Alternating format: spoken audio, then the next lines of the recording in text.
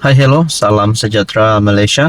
Selamat datang ke channel Fels Lifestyle. Terima kasih kerana terus setia dan bersama di dalam channel ini.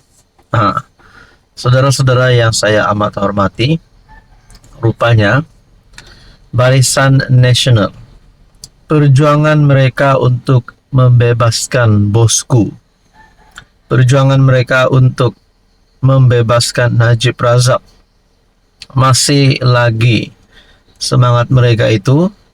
Mahu Najib keluar daripada penjara masih lagi ada.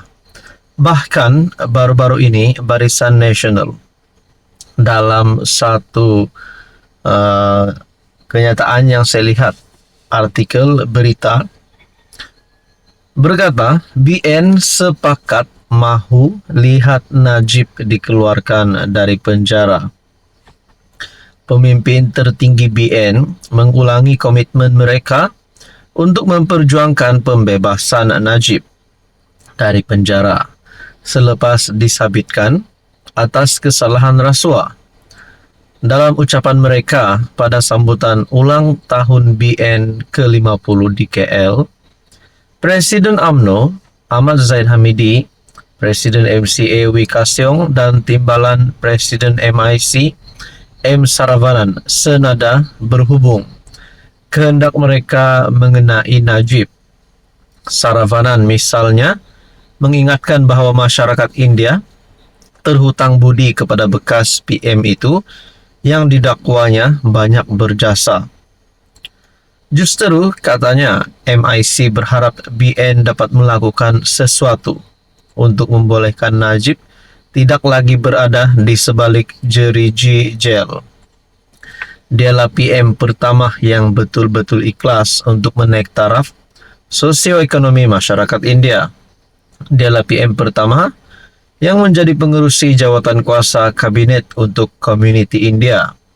Dia PM pertama yang beri lesen baru untuk sekolah-sekolah Tamil. Dialah juga PM pertama yang menubuhkan amanah saham nasional untuk masyarakat India. Ketika ini, ahli parlimen Tapah itu lagi, katanya, orang ramai mendengar kabar bahawa ada titah tambahan dikeluarkan oleh Al-Sultan Abdullah Sultan Ahmad Shah ketika baginda menjadi yang di-Pertuan Agong. Titah tambahan itu menyebut agar Najib dibenarkan menjalani hukuman baki penjaranya di rumah. Nah, saudara-saudara yang saya amat hormati, sebelum ini anak Najib, Nizar, pada 5 Disember mengemukakan afidavit mengesahkan Al-Sultan Abdullah, kini sebagai Sultan Pahang, memaklumkan kepadanya bahawa memang ada titah tambahan.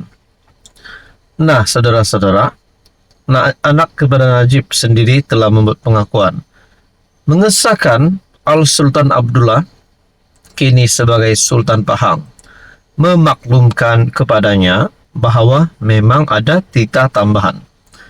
Nah, adakah dengan ini Najib tidak lama lagi bakal bebas dari penjara?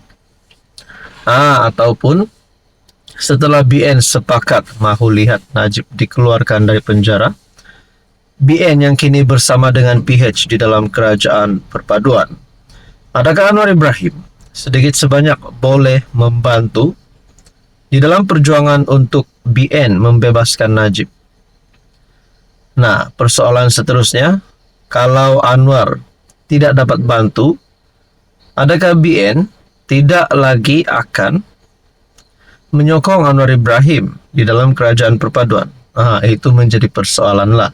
Dan yang kedua, kita dapat lihat kepimpinan Najib Razak ini, di mana terdapat banyak kredit yang kita dapat lihat setelah kepimpinan BN memuji bekas Perdana Menteri tersebut. Adakah dengan kepimpinan yang hebat Najib ini, sekiranya nanti kalau beliau dibebaskan, beliau boleh menjadi Presiden UMNO lagi, ataupun pengurusi BN, ataupun sekali lagi mencipta sejarah menjadi Perdana Menteri? Apa komen Anda? Hai, hello, salam sejahtera Malaysia. Selamat datang ke channel Fels Lifestyle. Tonton dan Bapak yang saya amat hormati, terima kasih kerana terus setia dan bersama di dalam channel ini.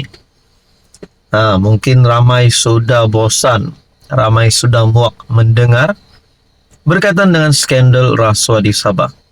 Tapi ini satu nasihat saya kepada rakyat Sabah. Kita kena sentiasa follow up berkaitan dengan skandal rasuah di Sabah ini. Kerana kita mesti menjadi rakyat Sabah yang matang. Kenapa kita mesti follow up berkaitan dengan skandal ini? Supaya kita tahu perjalanan sebenar berkaitan dengan isu ataupun kes ini. Kerana ini melibatkan kepimpinan tertinggi kerajaan negeri, kepimpinan tertinggi politik di Sabah. Nah, saudara-saudara, berkaitan dengan ini, banyaklah cerita yang dikaitkan. Semakin panjanglah cerita ini. Sampai berkata, DUN akan dibubarkan awal lah, PRN diawalkanlah, HJJ dipecat, letak jawatan, Ketua Menteri Sabah ditangkap, adun rasuah ditangkap, macam-macam lah. Tapi pada akhirnya, semua itu berbalik kepada siasatan SPRM. Sama ada siasatan itu telus ataupun siasatan itu sebenarnya tidak bersih juga. Akhirnya, dalam satu kenyataan SPRM berkaitan dengan skandal rasuah Sabah. Kenyataan terbaru daripada SPRM ulang janji siasatan adil telus. Ini yang kita mau, siasatan yang telus, siasatan yang adil. Walaupun skandal rasuah ini melibatkan nama Ketua Menteri Sabah, Menteri Keuangan Sabah, Timbalan Ketua Menteri Sabah, dan juga beberapa adun, SPRM tidak boleh melihat itu, tetapi mesti menyiasat perkara ini dengan adil dan telus. SPRM mengulangi jaminannya untuk menjalankan siasatan secara adil dan telus terhadap skandal rasuah yang melibatkan pemimpin-pemimpin negeri Sabah. Seperti yang saya sudah katakan, siasatan sedang dijalankan dan kami akan menyiasat secara adil dan profesional, kata Ketua Pesuruhjaya SPRM Azam Baki melalui mesej ringkas. Anwar Ibrahim, Perdana Menteri pun ada membuat kenyataan berkaitan dengan ini. Walaupun baru-baru ini ada pertemuan di antara Anwar, HJJ, Menteri Keuangan. Walaupun ada pertemuan, saya rasalah tak mungkinlah Anwar Ibrahim nak lindungi perasuah. Itu pun kalau benar HJJ masih di Manjun ini terlibat dengan skandal ini.